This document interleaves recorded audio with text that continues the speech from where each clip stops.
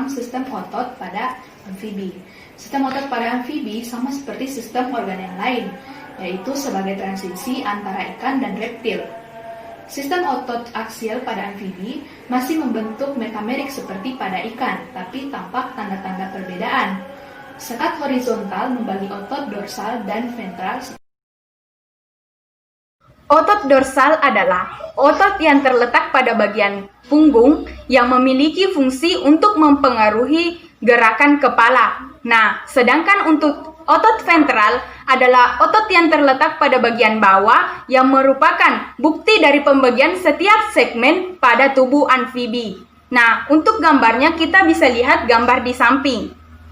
Nah, pada vertebrata termasuk amfibi terbagi menjadi 3 bagian otot, yakni yang pertama adalah otot polos, yang kedua otot lurik, yang ketiga otot jantung. Nah, perbedaannya terletak pada bagian inti dan cara kerjanya. Nah, perbedaan antara ketiganya yaitu terletak pada cara kerjanya dan letak pada intinya. Pada otot polos intinya terletak pada bagian tengah dan cara kerjanya bekerja secara tidak sadar. Sedangkan pada otot lurik bekerja secara sadar dan letak intinya berada pada tepi. Sedangkan pada otot jantung, intinya terletak pada bagian tepi bekerja secara tidak sadar. Selanjutnya, otot hipaksial terbagi-bagi dalam beberapa lapisan, yang kemudian akan membentuk otot-otot obliku eksternal, obliku internal, dan otot transversi. Sedangkan otot dermal sangat kurang. Berbagai macam gerakan pada amfibi, misalnya berenang, meloncat, atau memanjat, melibatkan berbagai tipe otot. Beberapa di antaranya terletak dalam tungkai itu dan berupa otot intrinsik. Selanjutnya kita akan membahas mengenai mekanisme kerja otot. Nah, saat kita bergerak ternyata ada aktivitas kontraksi dan relaksasi yang terjadi.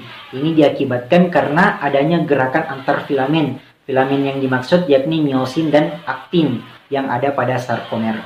Nah, sebenarnya filamen miosin lah yang menarik aktin sepanjang-panjangnya, di mana terdapat cross break atau jembatan yang menghubungkan antara aktin dan miosin dengan menggunakan tenaga untuk bergerak. Nah, inilah yang dimaksud dengan kontraksi otot.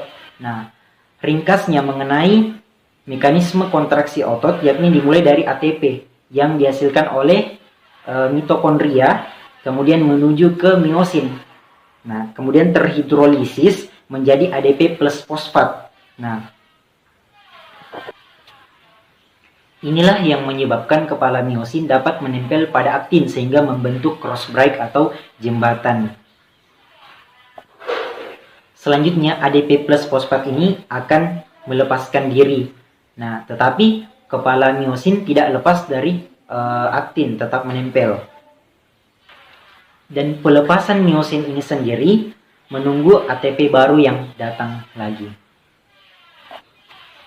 Nah, saat menunggu inilah terjadi yang namanya relaksasi, proses relaksasi. Nah, inilah yang proses yang terjadi secara berulang-ulang.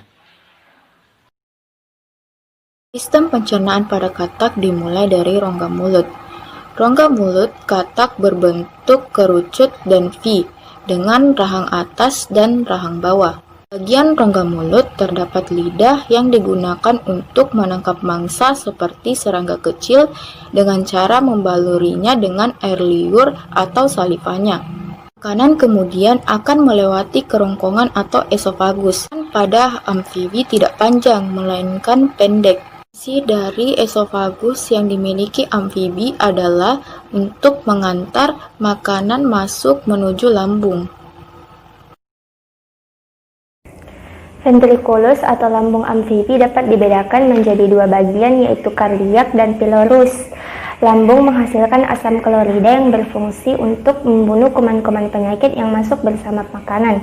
Di dalam lambung terjadi proses pencernaan secara mekanik dan kimiawi. Kontraksi dinding otot lambung meremas makanan hingga menjadi partikel-partikel kecil dan dibantu oleh enzim-enzim yang dihasilkan oleh lambung.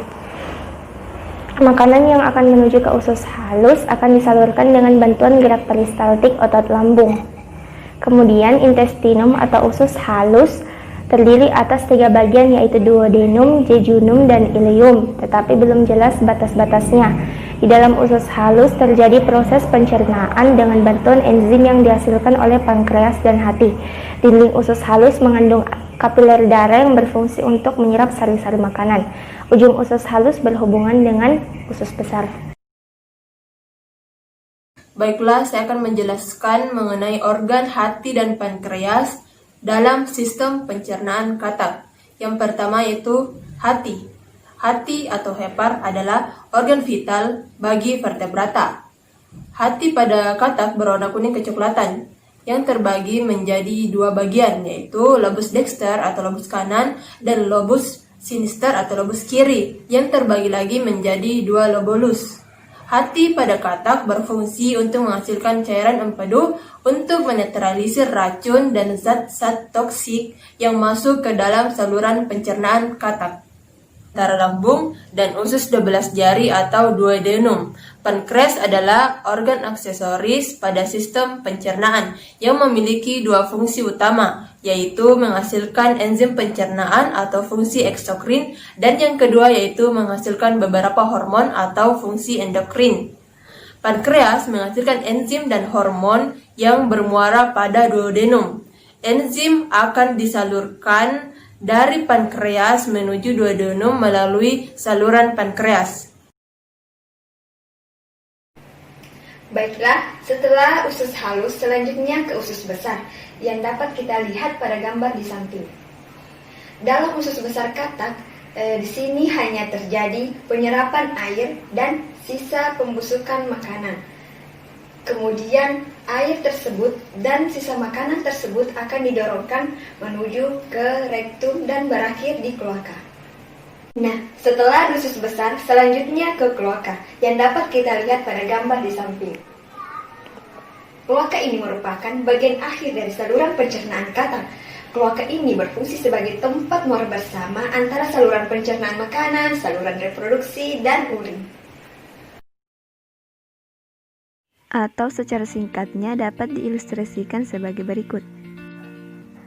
Pertama, makanan akan masuk ke dalam mulut, kemudian melewati kerongkongan atau esofagus. Fungsi dari kerongkongan adalah sebagai pengantar makanan dari rongga mulut menuju lambung.